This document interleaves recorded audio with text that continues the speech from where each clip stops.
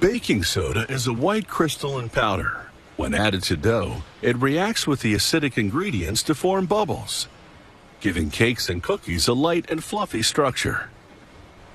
It's also used in livestock feed, fire extinguishers, and detergents.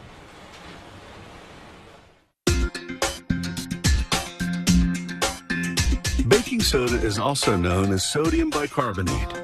It can be produced through a chemical process, or it can be mined from the ground.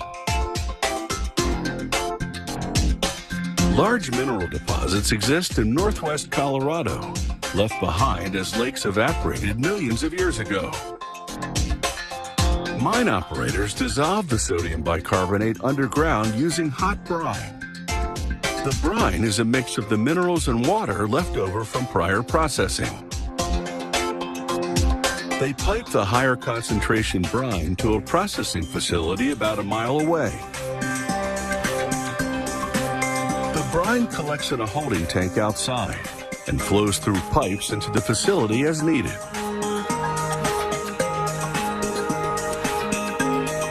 Inside, a technician tests the liquid and confirms that the level of sodium bicarbonate is adequate. Then the brine flows through several tanks, where heat exchangers gradually cool it. This causes the sodium bicarbonate brine to crystallize, making the granules larger and heavier. The crystals sink to the bottom of the last tank. This forms a mixture of brine and crystals. They pump this mixture into a device called a hydroclone. The hydroclone spins out the brine through the center.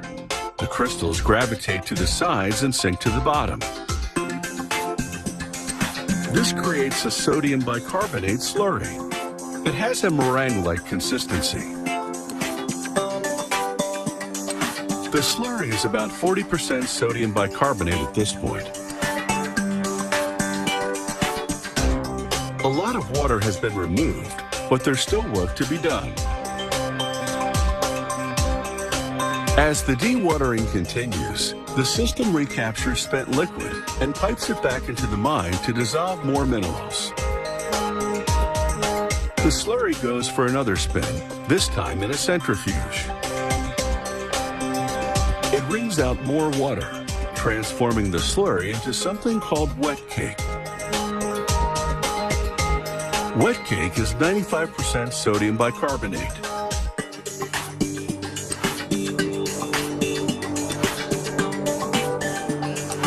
Next, the wet cake travels to a mixer that blends dry sodium bicarbonate powder into it. The dry powder brings the moisture content down to 3%.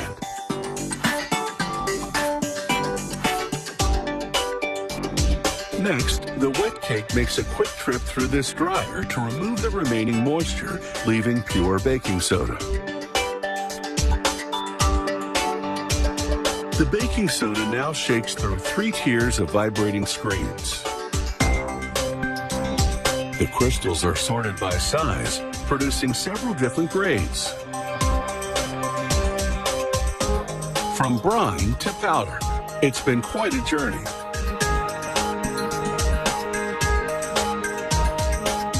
It's time to determine how this naturally mined baking soda measures up.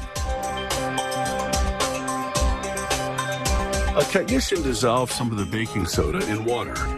He adds an acid to neutralize the sodium bicarbonate. This allows him to measure its purity.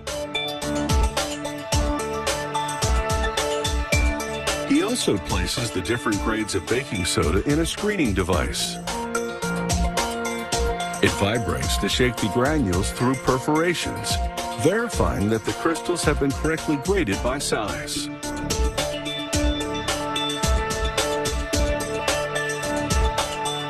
With the lab's approval, this baking soda is ready for the marketplace. A robotic arm picks up the bag and transfers it to a fill station with a scale below. The scale signals when there's 55 pounds of baking soda in a bag, prompting the fill nozzle to shut off. These 55-pound bags will be sold to commercial bakeries and companies that use large amounts of baking soda daily. It will no doubt rise to the occasion.